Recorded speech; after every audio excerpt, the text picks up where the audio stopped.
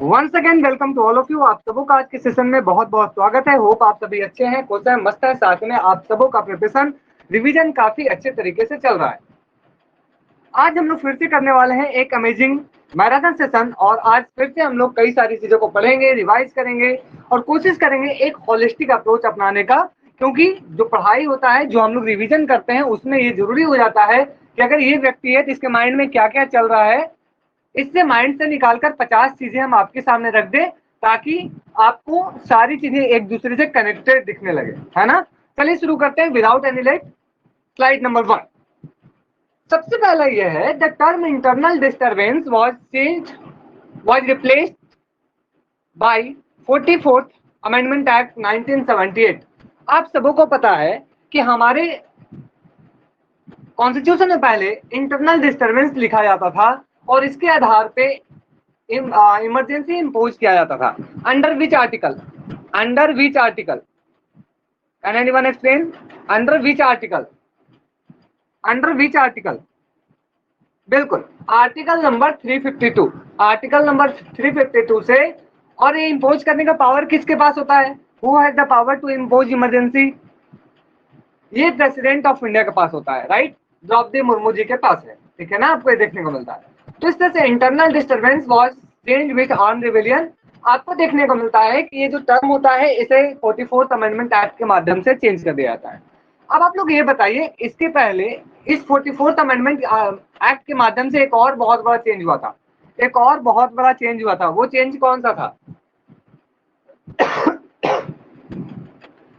Right to property को, fundamental right to property को क्या किया गया था? इसको फंडामेंटल राइट से अबोलिश करके इसे एक legal right, legal status provide कर दिया गया था अंडर आर्टिकल 308, है ना। 300A के अंदर में आपको देखने को मिलता है इसे एक लीगल राइट प्रोवाइड कर दिया गया था। तो एक बड़ा इंटरेस्टिंग बात है, ठीक है, इस बात को याद रखिएगा। चलिए, इसके बाद आपको बताना है 42nd अमेंडमेंट एक्ट के माध्यम से वो कौन कौन से 3 वर्ड्स थे जो हमारे प्रीएम्बल में ऐड किए गए थे। Which were the 3 words which were added in our preamble? Secular, integrity और एक और टर्म था सोशल, सोशलिज्म, है ना, सोशलिस्ट। बिल्कुल, तो सोशलिस्ट, इसके बाद secular and integrity. These were 3 terms which were added in our preamble। ये तीनों जो है हमारे प्रियम्बल में ऐड किया गया था बाई 42nd अमेंडमेंट एक्ट। और साथ ही में इससे क्या हुआ था, हमारे डीपीएसपी में भी बदलाव किया गया था 42nd अमेंडमेंट एक्ट के माध्यम से। बिल्कुल 1976 में ये हुआ था और इसके माध्यम से हमारे directive principles of state and policy में भी चेंज किया गया था, ठीक है। उसको आप लोग ध्यान में रखिएगा। चलिए आगे बढ़ते हैं। अब एक बड़ा इंपॉर्टेंट यहाँ पे बुक लिखा हुआ है, the law of the constitution, AV Dicey के द्वारा लिखी गई है। इस किताब में उन्होंने कौन सा आइडिया दिया है? इस किताब में उन्होंने कौन सा आइडिया दिया है? बहुत इंपॉर्टेंट आइडिया। हालांकि इसका पूरा नाम जो है the introduction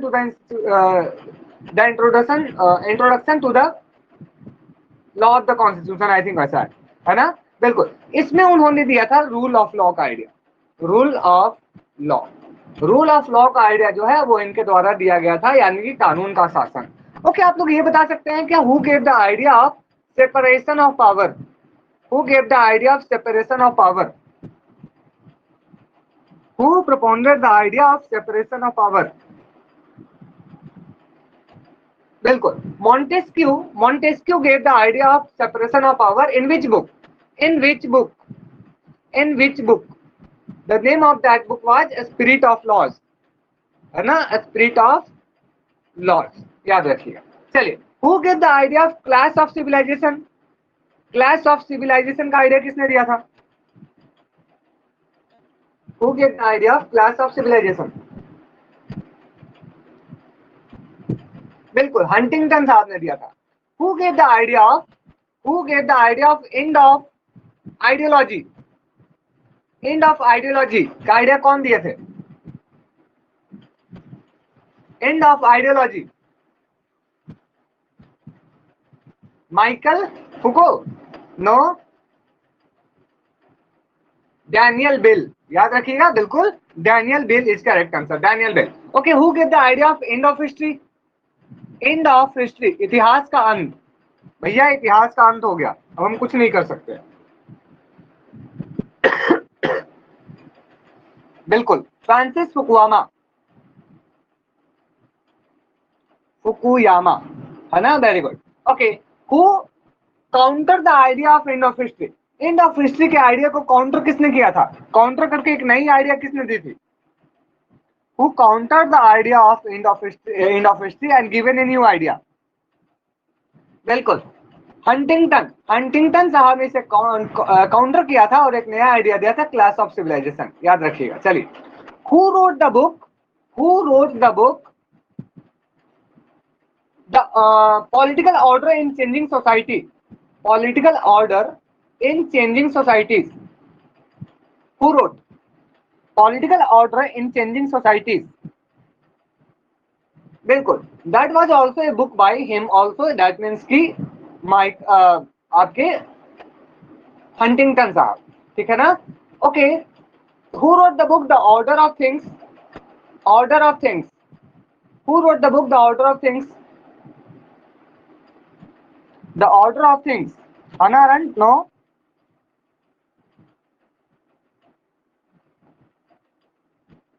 Michael फुको,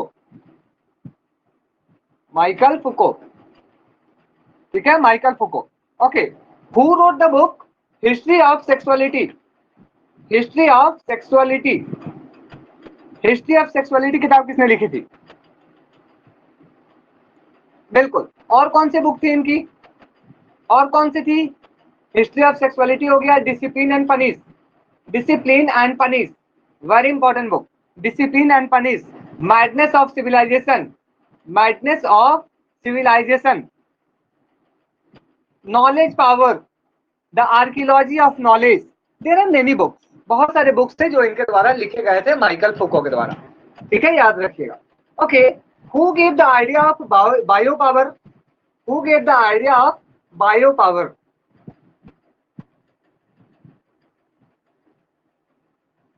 who gave the idea of bio power?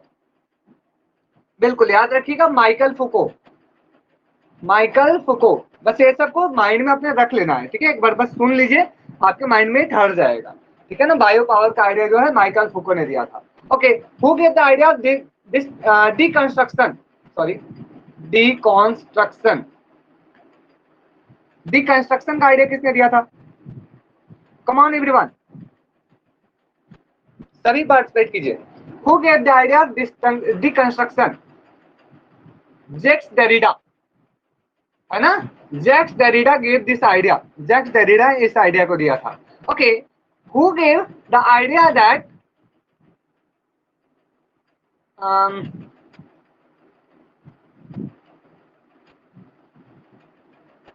Okay, चलिए, very good. Who coined the term post modernism, who coined the term, who coined the term post modernism, who coined the term post modernism? बिल्कुल, the correct answer is Lyotard, है ना, Lyotard is correct answer, Lyotard. Okay, who wrote the book the postmodern condition, postmodern condition? Who wrote the book the postmodern condition? Same, Leotard, है ना, Leotard ने लिखा था। चलिए, तो यहाँ से हम लोगों ने कम से कम पोस्ट मॉडर्निज्म भी पहुंच गए, देखिए कहाँ से चले थे और पोस्ट मॉडर्निज्म पहुंच गए, ठीक है, ए बी डायसी के साथ। चलिए, इसके बाद देखने को मिलता है कि important book, the sixth book of Republic, the sixth book of Republic, this was written by Jean Bodin, ठीक है ना, जीन बॉदिन जो है वो इस किताब को लिखते हैं, याद रखिएगा इसको। ओके, जीन बॉदिन कैसे सॉवरेनिटी की बात करते हैं? एब्सोल्यूट सॉवरेनिटी की, या तो फिर ये बात करते हैं पॉपुलर सॉवरेनिटी की, या तो फिर प्लूरल सॉवरेनिटी की? ये किस तरह की सॉवरेनिटी की बात करते हैं? बिल्कुल, he talks about absolute sovereignty, है ना, he talks about absolute sovereignty. Okay, who made the distinction between internal sovereignty and external sovereignty? Who made the distinction between internal sovereignty and external sovereignty? आंतरिक संप्रभुता और बाहरी संप्रभुता के बीच में differentiation किसने किया था? बिल्कुल, वेरी गुड, ह्यूगो ग्रोटियस, है ना, ह्यूगो ग्रोटियस साहब जो है वो इसकी बात की थी, please remember it, do remember Hugo Grotius. तो इनको आप लोग याद रख सकते हैं यहाँ पे। Okay, who give the idea of monistic theory of sovereignty? Monistic theory of sovereignty का आइडिया किसने दिया था? Hugo Grotius made distinction between internal sovereignty and external sovereignty. Okay Vishwajit, बिल्कुल। अब बताइए, ग्रैनविले ऑस्टिन होगा या जॉन ऑस्टिन होगा? इसमें बड़ा कंफ्यूजन हो सकता है आपके मन में। ग्रैनविले ऑस्टिन या तो फिर जॉन ऑस्टिन? बिल्कुल, इट इज जॉन ऑस्टिन, ठीक है, नहीं आपके जॉन ऑस्टिन है। ओके, ग्रैनविले ऑस्टिन ने क्या कहा था? ग्रैनविले ऑस्टिन से क्या याद आता है? He wrote two important books, working of Indian constitution, the corner stone of a nation, ठीक है। एक और क्या किताब लिखा था उन्होंने? The Indian constitution, the Indian experience, ऐसा कुछ करके उन्होंने लिखा था, आई डोंट नो। नहीं, रिवाइवल टाइम ऐसा नहीं था। Working a democratic constitution and Indian experience ऐसा था, और दूसरा corner stone of a nation, something like that था, ठीक है ना, आप लोग याद रखिएगा। चलिए यहाँ पे अब क्या है, ये इंडियन फेडरल स्ट्रक्चर को कैसा बोले थे? He called Indian federal structure as cooperative structure, ठीक है ना, याद रखिएगा। इन्होंने इंडियन फेडरल स्ट्रक्चर को कोऑपरेटिव स्ट्रक्चर का नाम दिया था, यानी कि सहकारी संघवाद। इस बात को आप लोग ध्यान में रखिएगा, ठीक है। चलिए ये बताइए, क्वासी फेडरलिज्म किसने कहा था? Who called it quasi federal? Quasi यानी कि अर्ध संघीय, क्वासी फेडरल, ये किसने कहा था? K C Wheare. सभी लोग कमेंट कीजिए, come on. K C Wheare, K C Wheare जो है वो इसकी बात करते हैं। Okay, who called Indian federal structure as bargaining federalism? Bargaining federalism, bargaining federalism, बिल्कुल correct answer is Morris Jones, है ना। मॉरिस जोन्स जो है वो इसकी आइडिया देते हैं, मॉरिस जोन्स जो है वो इसकी बात करते हैं। Okay, who gave the idea of federation with a strong centralising tendency? Indian federation एक ऐसा है जहां पे federation with a strong centralising tendency देखने को मिलता है। किसने कहा? उसे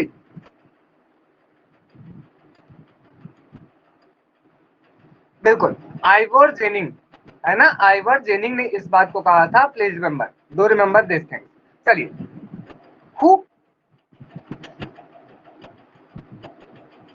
चलिए इतना आप लोग याद रखिएगा, this things are very important, let's move.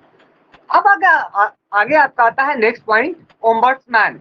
आपको पता है कि ये जो आइडिया ऑफ ओम्बड्समैन है वो कहां से ओरिजिनेट हुआ? It was originated from Sweden, ये स्वीडन से ओरिजिनेट होता है। एंड मेनली ओम्बड्समैन जो है वो किस लिए बनते हैं? ओम्बड्समैन, जैसे भारत में इस ओम्बड्समैन का क्या नाम दिया गया है? In India what name has been given to ombudsman?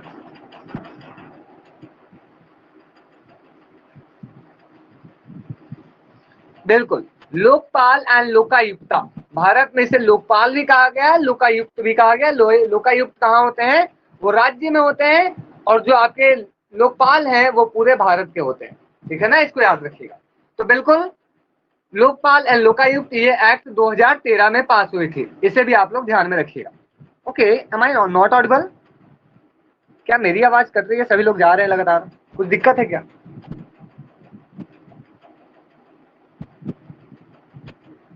चलिए, शायद बोर हो रहे हैं सभी लोग। चलिए कोई बात नहीं, इट्स ओके। चलिए, तो ये चीज याद रखिएगा, स्वीडन जो है वहां पे ओम्बड्समैन का आइडिया 1809 में निकलकर सामने आया था। अच्छा अच्छा अच्छा, दोस्तों को बताने जा रहे हैं, ठीक है ठीक है, बता लीजिए, नेटवर्क इशू भी हो रहे हैं। Okay, difference between Lokpal and Lokayukta. देखिए, जो लोकपाल होते हैं वो पूरे भारत के लिए एक होते हैं, लोकायुक्त जो होते हैं वो हर राज्य के लिए होते हैं।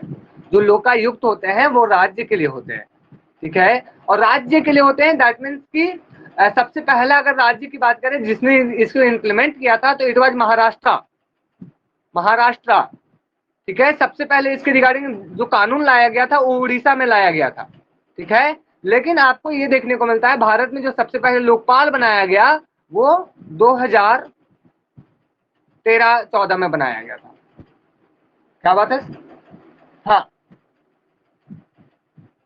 बिल्कुल, to see the corruption, to see the corruption by government and officials, या तो गवर्नमेंट या तो ऑफिशियल्स के द्वारा अगर कोई भी करप्शन हो रहे हैं तो उसे चेक करने की बात की जा रही। ठीक है, ओके चलिए आगे बढ़ते हैं। नेक्स्ट, तो यहाँ पे आप देख सकते हैं कि वहां पे ये एस्टेब्लिश की गई थी। Next, introduction to the study of public administration, this is a very important book by LD. White and this was the first book on public administration. This was first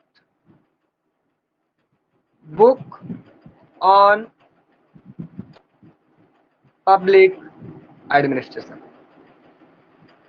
क्या बात है, मैंने बोला तो सभी लोग और चले गए, नाराज है क्या आज हमसे? चलिए अब नहीं बोलेंगे, कोई बात नहीं, चलिए आगे बढ़ते हैं, है ना, मजाक था। चलिए, तो ये चीज याद रखिएगा, introduction to the study of public administration एक इनकी बुक है, तो this is a very famous book by LD. White.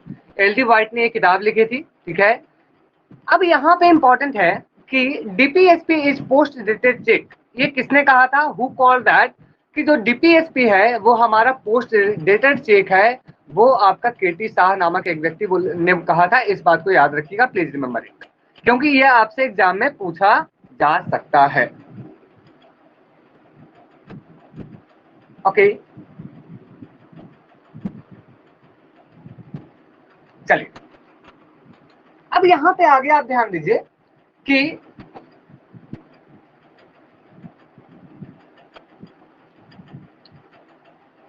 अब हम लोग थोड़ा सा पब्लिक एडमिनिस्ट्रेशन से चीजों को समझते हैं। ठीक है ना, ओके आप लोग बताइए, who coined the term scientific management, who coined the term scientific management?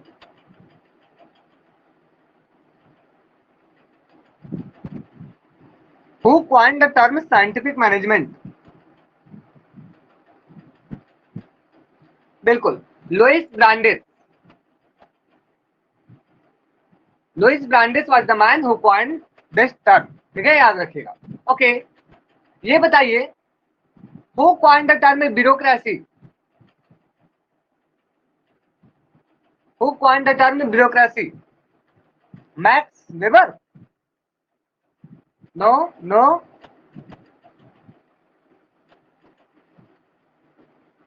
Vincent de Gournay. Vincent de Gournay, Vincent de Gournay. ठीक है, हु क्वाइंड द टर्म, चलिए यहाँ पे who is known as father of public administration? Father of public administration ये किनको माना जाता है? Woodrow Wilson. Woodrow Wilson is known as father of public administration. Who is considered as father of bureaucracy? Father of bureaucracy किनको माना जाता है? Father of bureaucracy Weber. Who is known as father mother of management? Mother of management, mother of management MP Follett. MP Follett is considered as father of public management. Okay. Who used the communication approach in public administration? Communication approach को किसने use किया, communication model को किसने दिया public administration में? बिल्कुल, Chester Barnard. Chester Barnard use the concept of communication theory in public administration.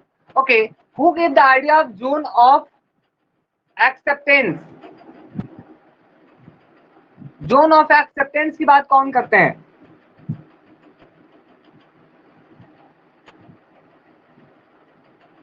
बिल्कुल, correct answer is Herbert Simon. ठीक है, who talk about concept of zone of indifference? Zone of indifference की बात कौन करते हैं? जोन ऑफ इंडिफरेंस की बात कौन करते हैं? बिल्कुल, this was called by Chester Barnard. Chester Barnard. इसके बाद who talk about acceptance theory of authority? Acceptance theory of authority Who called about, who talked about, who gave the concept of acceptance theory of authority? Come on, Simon? क्या Simon होंगे, क्या Chester Barnard होंगे, क्या folate होंगे? Remember कीजिए सभी लोग, सभी कमेंट करना छोड़ दिया। याद नहीं है क्या?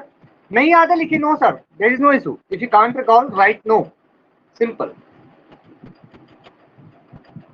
Acceptance theory of authority was given by Chester Barnard. ठीक है, याद रखिएगा, चेस्टर बार्नार्ड। चेस्टर बार्नार्ड इस आइडिया को देते हैं, Chester Barnard acceptance theory of authority. ठीक है, याद रखिएगा। Okay, who give the idea of POCCC? POCC का आइडिया किसने दिया? Who give the idea POCCC? बिल्कुल, this was given bye Fayol. Who give the idea POSDCORB? Who give the idea POSDCORB? Luther Gulick, है ना, Luther Gulick. Who gave the 14 principles of administration? 14 principles of administration was given by whom? 14 principles of administration was given by whom? Fayol. ठीक है, Fayol ने इस idea को दिया था। Who gave the idea of administrative man? Who gave the idea of administrative man? Who gave the idea of administrative man? Who gave the idea of administrative man? 1 2 3 4, only 4 लोगों ने answer किया है। Class में कितने सारे हैं student? सभी लोग बताएं। नहीं याद है लिखिए नो सर, कोई बात नहीं। चलिए, this time the correct answer is Herbert Simon. ठीक है, हर्बर्ट साइमन जो है वो एडमिनिस्ट्रेटिव मैन की बात करते हैं, एडमिनिस्ट्रेटिव बिहेवियर किताब लिखते हैं, और साथ में क्या करते हैं, ये डिसीजन मेकिंग थ्योरी देते हैं, ये बाउंडेड रेशनैलिटी का कॉन्सेप्ट देते हैं। याद आ रहा है कुछ? ठीक है, the idea bounded rationality.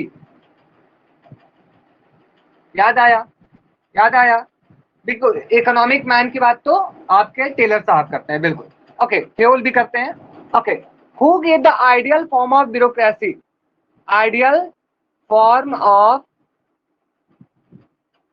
Bureaucracy. Who gave the ideal form of bureaucracy? The correct answer is Weber, है ना, Max Weber. Okay,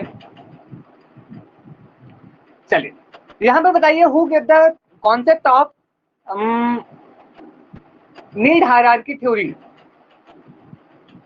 need hierarchy theory किसने दिया था? Who gave the need hierarchy theory? Abraham Maslow. Abraham Maslow. Who gave the idea of two factor theory?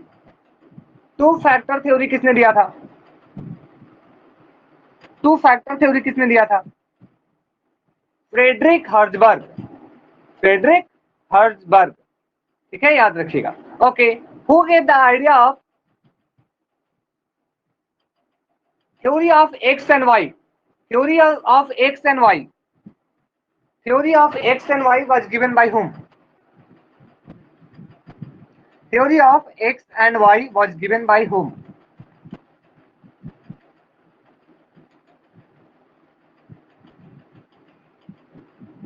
बिल्कुल, Douglas MC Gregor.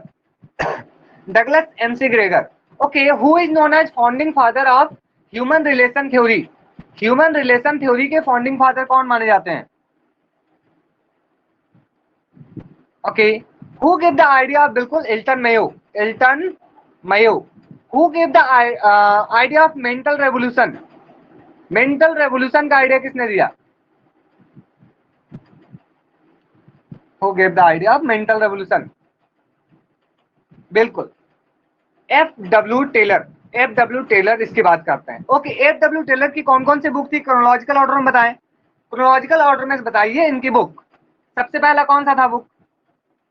Functional फॉर्मेंसिप था पहला? नहीं नहीं नहीं, सबसे पहला बुक कौन सा था?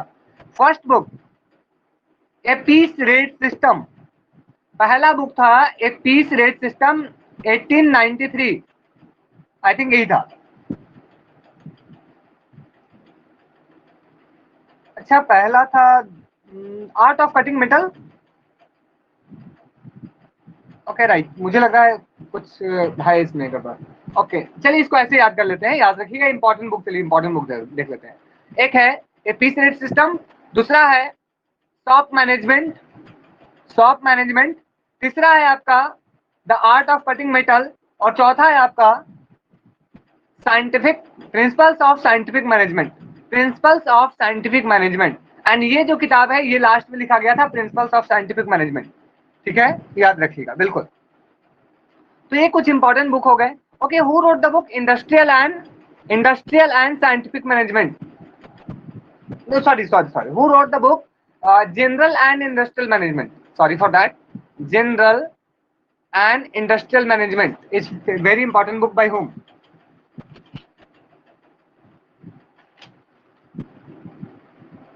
This was important book by Fayol, ये फेयोल की काफी इंपॉर्टेंट बुक थी। ठीक है, याद रखिएगा। ओके, ये बताइए, who get the idea of circular response, circular response का आइडिया किसने दिया था? बिल्कुल एमपी फॉलेट ने इसका आइडिया दिया था। ओके, ये आइडिया, ये बुक किसने लिखा था, क्या था उनका? Constructive, what was the name of that book? Constructive,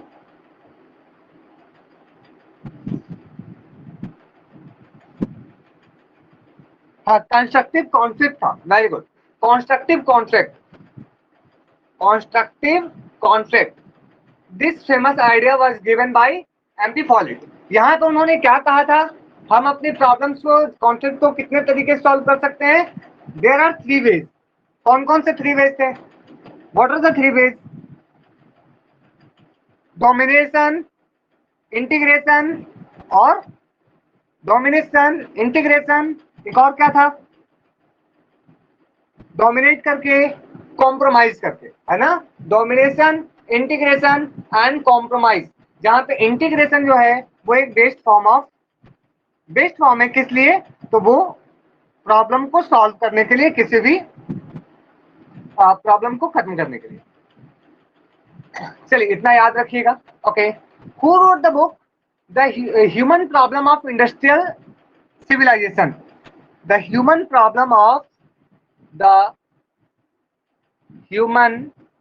problem of industrial civilization, this is a very important book by whom?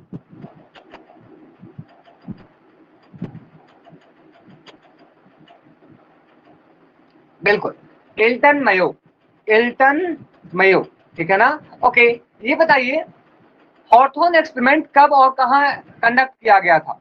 Hawthorne experiment कब और कहां कंडक्ट किया गया था? शिकागो, कहां पे? अमेरिका के वेस्टर्न इलेक्ट्रिक कंपनी,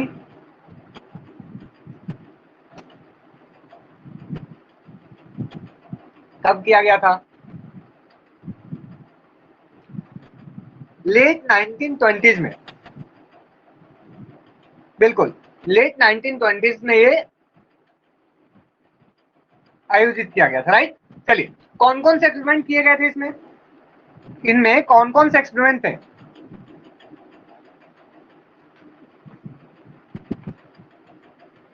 चलिए बताइए, कौन कौन सा एक्सपेरिमेंट है इसमें? नहीं याद आ रहा, लिखे नो सर, कोई बात नहीं। इनमें कौन कौन से एक्सपेरिमेंट किए गए थे? पहला है illumination experiment, light illumination experiment. दूसरा है रिले असेंबली एक्सपेरिमेंट। तीसरा जो है वो था आपका मास इंटरव्यूइंग एक्सपेरिमेंट। और एक कौन सा था? Bank wiring, very good, bank wiring experiment. और इससे सबको क्या नाम दिया गया? हॉथोर्न एक्सपेरिमेंट नाम दिया गया था। ठीक है, हॉथोर्न एक्सपेरिमेंट इसका नाम दिया गया था। 4 तरह के एक्सपेरिमेंट यहाँ पे किए गए थे। तो ये एक्सपेरिमेंट बहुत इंपॉर्टेंट है, ठीक है, इसको आप लोग याद रखिएगा। These points are very important for your exam, क्योंकि यहाँ पे आपसे क्रोनोलॉजिकल ऑर्डर में सजा निकल दे सकता है या तो फिर पूछ सकता है इनके क्या मतलब है। ठीक है, तो इतना आप लोग याद रखिएगा। चलिए आगे बढ़ा जाए। क्या आगे बढ़ा जाए? आप लोग बोलेंगे सर एक स्लाइड में आप तो पूरा पब्लिक एडमिनिस्ट्रेशन का पोस्टमार्टम हो गया। क्या पूरा पोस्टमार्टम हो गया पब्लिक एडमिनिस्ट्रेशन का? हालांकि पूरा नहीं बोल सकते, बहुत सारी चीजें भी बची हुई है, बट मोटी मोटी जो बातें हैं ऊपर ऊपर से पूरा नहीं हुआ है ना। अभी और बहुत सारी बुक्स बाकी है, बहुत सारे कॉन्सेप्ट बाकी है ना। चलिए उनको भी कर लेंगे। आगे बढ़ते हैं। चलिए इस स्लाइड में हम लोग थे, इस स्लाइड में देखते हैं अब क्या क्या यहाँ पे है। Father of scientific management FW Taylor. Bureaucracy term को सबसे पहले किसने यूज किया था? विंसेंट डी गॉर्डन ने यूज किया था। ठीक है, अब यहाँ आता है प्रेशर ग्रुप। प्रेशर ग्रुप को एनोनिमस एम्पायर किसने कहा था? प्रेशर ग्रुप को एनोनिमस एम्पायर किसने कहा था? हाँ, कुछ नहीं, बहुत ऑपरेशन अभी बाकी है ना। बिल्कुल, किसने कहा था प्रेशर ग्रुप को एनोनिमस एम्पायर? बिल्कुल, फाइनर साहब, है ना। Finer said it as called it as anonymous empire. ठीक है, इस बात को आप लोग ध्यान में रखिएगा। Please recall and remember it. चलिए आगे बढ़ते हैं। प्रेशर ग्रुप को किसने 4 भागों में डिवाइड किया था? हु डिवाइडेड प्रेशर ग्रुप्स और इंटरेस्ट ग्रुप्स इनटू 4 पार्ट्स? पहला था आपका इंस्टीट्यूशनल, दूसरा था एसोसिएशनल, तीसरा था एनोमिक और चौथा था non associational. Who classified? Gabriel almond, है ना, याद रखिएगा। गैब्रियल आलमंड साहब ने ये क्लासिफिकेशन किया था। ठीक है ना, याद रखिएगा, प्लीज रिकॉल इट। चलिए, रेडिकल ह्यूमनिज्म का आइडिया किसने दिया था? Who gave the idea of radical humanism? तो यहाँ पे आप देख रहे हैं M N Roy. M N Roy, okay. तो ये बताइए, who gave the idea of new humanism? New humanism का आइडिया किसने दिया था?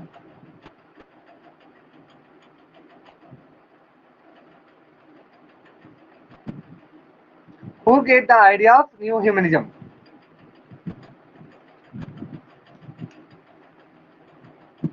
क्या बात है, एम एन रॉय ही होगा। Very good. ओके, किसने यह बुक लिखी थी? India in transition. India in transition, who wrote? India in transition is very important book by whom? बिल्कुल, this was a very important book by M N Roy. ये M N Roy के द्वारा लिखी गई ये बहुत इंपॉर्टेंट बुक है। Okay, who wrote the book? क्या था उसका नाम? चलिए मैं उसका नाम बोल रहा हूँ। चलिए ये बताइए, who wrote the book revolution and counter revolution? Revolution and counter revolution in China. In China, who wrote the book revolution and counter revolution in China?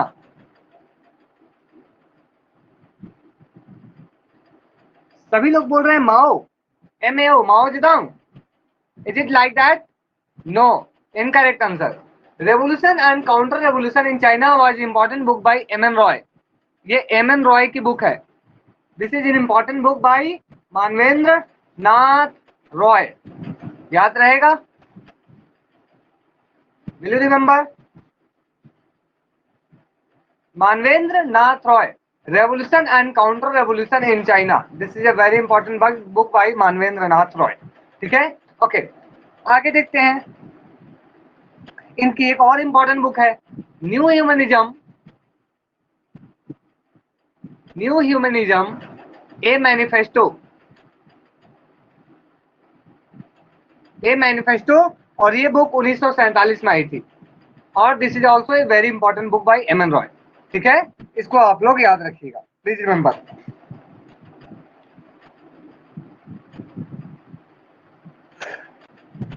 Okay, आगे बढ़ते हैं।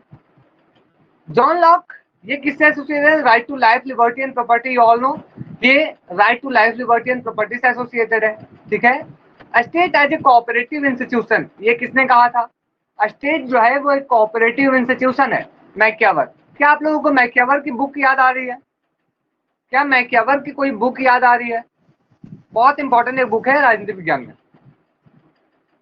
द वेव ऑफ गवर्नमेंट, ठीक है? Do remember the wave of government is very important book by the modern state भी है, एक और है I think the modern state. बिल्कुल याद रखिएगा इसे, please recall it and remember it. तो ये बहुत इंपॉर्टेंट बुक है मैकियावर की। ओके, पॉलिटिकल साइंस को किसने कहा कि it is like the shaping and sharing of power? Who said that कि पॉलिटिकल साइंस जो है वो पावर को शेप और शेयर करने का एक तरीका है? Lasswell, Lasswell and Kaplan, Abraham Lasswell, sorry, Harold Lasswell and Abraham Kaplan, ठीक है? इस बात को याद रखिएगा। चलिए, ये बात हम लोगों ने पढ़ा था, fixed territory is not an integral part of state, ये किसने कहा? तो ये सीले ने कहा है। और प्लूरल एग्जीक्यूटिव की जो बात है वो है आपका स्विट्जरलैंड में, स्विस में। आप सबों को पता है कि स्विस यानी कि स्विट्जरलैंड जो है वो आपका एक डायरेक्ट डेमोक्रेसी है। अब है इंपॉर्टेंट यहाँ पे, डायरेक्ट डेमोक्रेसी के कौन कौन से टूल्स होते हैं? क्या आप लोगों को याद आ रहा है? What are the important tools of direct democracy?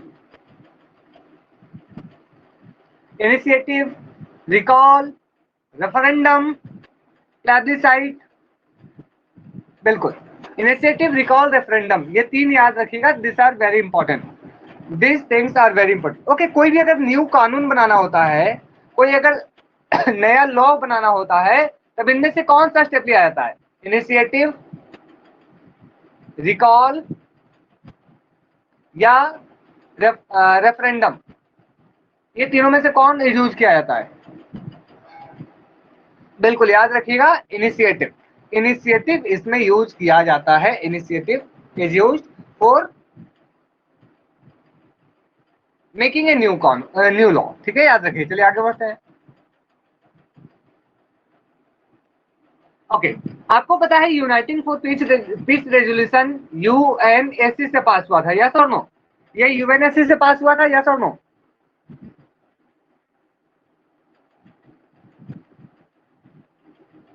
Yes और नो? नहीं आता है लेकिन वो सर याद रखिएगा, ये यूएनएससी से नहीं, ये यूएनजीए से पास हुआ था, यूनाइटेड नेशन जनरल असेंबली से पास हुआ था। किस लिए? नॉर्थ और साउथ कोरिया के बीच में जो डिस्प्यूट हो रहा था उसके वजह से, ठीक है? तो इस बात को ध्यान में रखिएगा, please recall it and remember it. चलिए, demand for NIEO new international economic order, ये अल्जीरिया समिट, फोर्थ समिट से उठाया गया था, यहाँ से लिया गया था, इस बात को याद रखिएगा। ओके, आप लोग ये बताइए कि बांडुंग कॉन्फ्रेंस कब हुआ था? बांडुंग कॉन्फ्रेंस कब हुआ था? 1951, 1955, दोनों आंसर आ रहा है।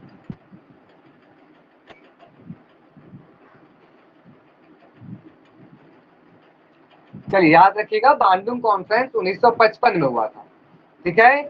बेलग्रेड कॉन्फ्रेंस कब हुआ था?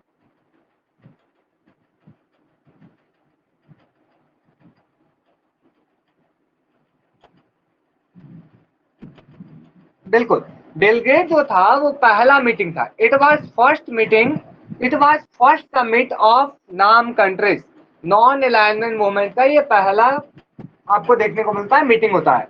इसे हम लोग बोलते हैं, बांडुंग कॉन्फ्रेंस को बोलते हैं एशिया अफ्रो कॉन्फ्रेंस, इसे एशिया अफ्रो कॉन्फ्रेंस हम लोग कहते हैं, याद रखिएगा।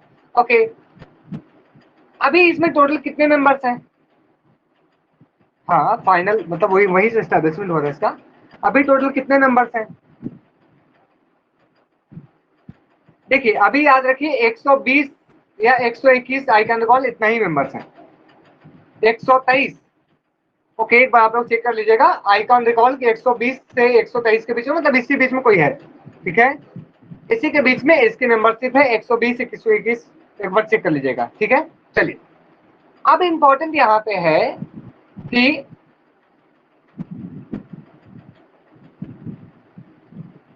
हाँ, नाम से और रिलेटेड जो इम्पोर्टेंट कॉन्सेप्ट है वो चलिए अब ये बताइए कि आसियान डे कब सेलिब्रेट किया जाता है? On which day we celebrate ASEAN day? ASEAN day कब सेलिब्रेट करते हैं?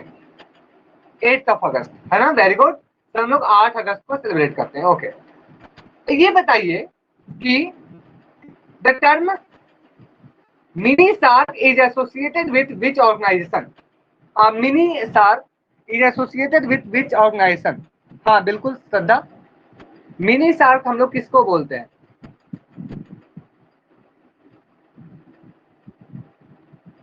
बिल्कुल, इट इज बिम्स्टेक। ये बिम्स्टेक है, इसे हम लोग मिनी सार्क कहते हैं। ओके, ये बताइए कि आसियान में टोटल अभी कितने मेंबर्स हैं और इनकी टोटल फाउंडिंग मेंबर्स कितने थे? आसियान में टोटल अभी कितने मेंबर्स हैं? ठीक है, 11 मेंबर्स हैं। फाउंडिंग कितने थे? 5 थे, है ना? आई एम पुलिस थाना, मैंने इसको बताया था, Indonesia, Malaysia, Philippines, Singapore, Thailand. ठीक है, याद रखिए इसके, ये बहुत इंपॉर्टेंट है, आपसे एग्जाम में पूछा जा सकता है, दिस में आस्क्ड इन एग्जाम। ठीक है, चलिए ओके, अब बताइए एससीओ कब बना था? एससीओ कब बना था? SCO was formed in which year?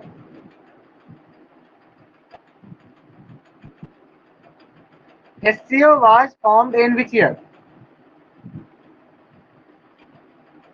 बिल्कुल 2001, है ना? 2001 में ये बनाया गया था एससीओ।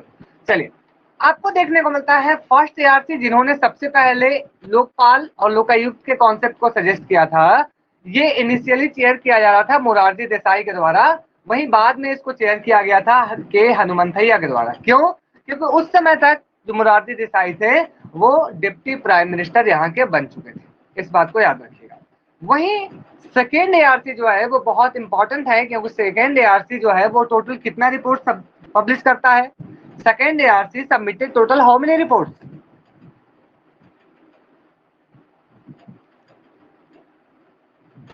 बिल्कुल, इट सबमिटेड टोटल 15 रिपोर्ट्स। ये टोटल 15 रिपोर्ट जो है आपको सबमिट करते हुए देखने को मिलता है, इसलिए आप याद रखिएगा इट सबमिटेड टोटल 15 रिपोर्ट्स। ये बीरप्पा मोइली के द्वारा चेयर किया गया था। ठीक है, याद रखिएगा।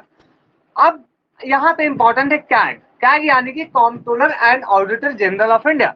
इनकी बात कहाँ की जाती है? आर्टिकल नंबर 148 में। तो आप लोग बताएं ये कैसा बॉडी है? ये कॉन्स्टिट्यूशनल बॉडी है या तो ये स्टैट्यूटरी बॉडी है? ये कॉन्स्टिट्यूशनल है, सी या एस? ये सी है या एस है?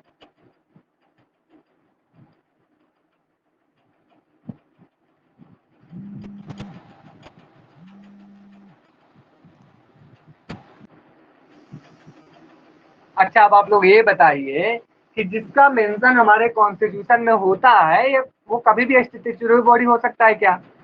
जो चीज का मेंशन हमारे कॉन्स्टिट्यूशन में हो, क्या वो कभी स्टैट्यूटरी बॉडी होगा?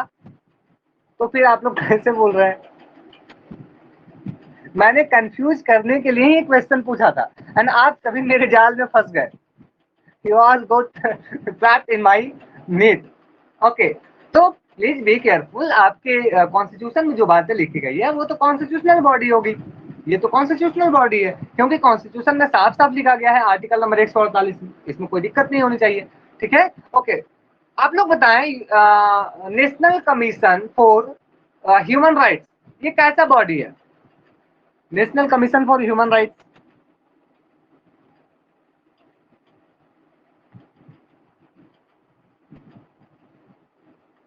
बिल्कुल इसके बारे में कॉन्स्टिट्यूशन में लिखा हुआ नहीं मिलता है, तो ये स्टैट्यूटरी बॉडी होगा, याद रखिएगा, इट इज स्टैट्यूटरी बॉडी। उसी तरह से national commission for women, I am not confirm but like 80% confirm that it is also A statutory body, ये कॉन्स्टिट्यूशनल बॉडी नहीं है।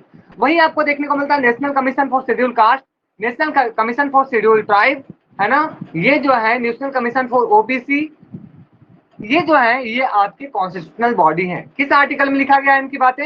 इनकी बातें मेंशन है आर्टिकल नंबर 338, 338 ए और 338 बी, है ना? बिल्कुल, 338 में एससी, 338 ए में एसटी और 338 बी में ओबीसी। तो इस बात को आप लोग ध्यान में रखिएगा, this things are very important. For your exam.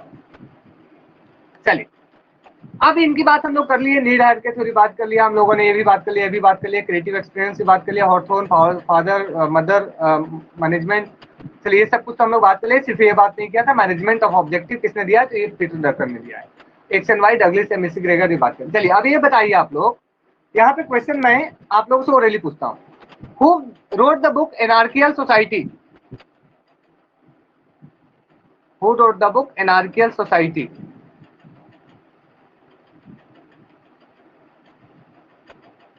Do comment.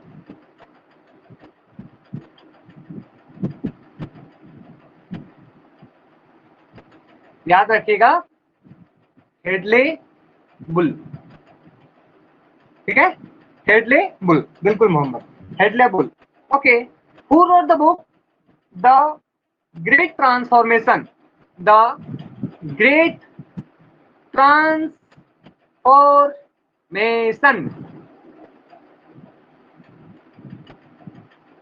The great transformation is बिल्कुल इंग्लिश स्कूल से एसोसिएटेड है। Who wrote the book the great transformation? No, नहीं, बुल नहीं, इसमें होंगे कार्ल पुल नहीं। आप लोगों ने पढ़ा होगा कभी ना कभी, कार्ल पोल नहीं, कार्ल पोल नहीं जो है ये इस किताब को लिखते हैं। ओके, फादर ऑफ फंक्शनलिज्म किसको माना जाता है? फादर ऑफ फंक्शनलिज्म, प्रकार्यवाद के पिता, ये तो याद होगा।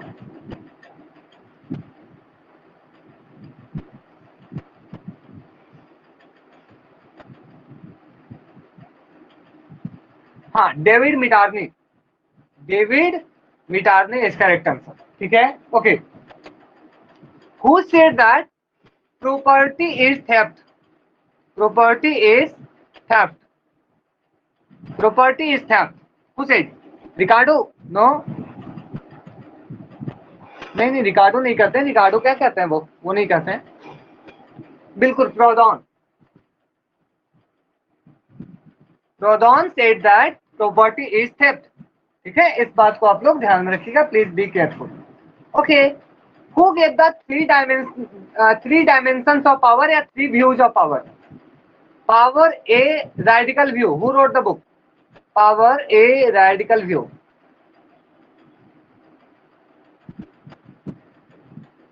बिल्कुल correct answer is Steve Lukes, ठीक है, इसको आप लोग ध्यान में रखिएगा, प्लीज रिमेंबर। चलिए, okay, who said that power is intended effects? Power is intended effects, power जो है वो एक इंटेंडेड इफेक्ट है, ये किसने कहा? या it is a capacity to produce them? Intended effects को प्रोड्यूस करने का एक कैपेसिटी है। क्या बात है, इरफान ने वेरी करेक्ट आंसर किया, congratulation, very good. The correct answer is Bertrand Russell, Bertrand Russell, Bertrand Russell जो है वो यह बात करते हैं, हन्ना अरेंट बोलती है बिल्कुल Sadiksha, power is collectively acting in a concert, है ना, power is actively acting in a concert. Okay, who gave the idea of social capital? सामाजिक पूंजी का आइडिया किसने दिया?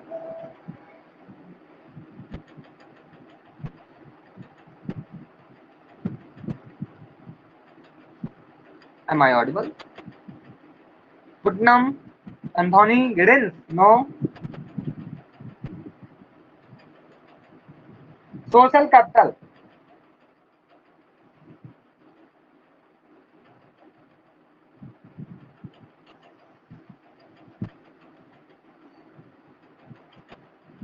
चलिए मैं ऑप्शन देता हूं, I am giving you the option, crane Brighton दूसरा,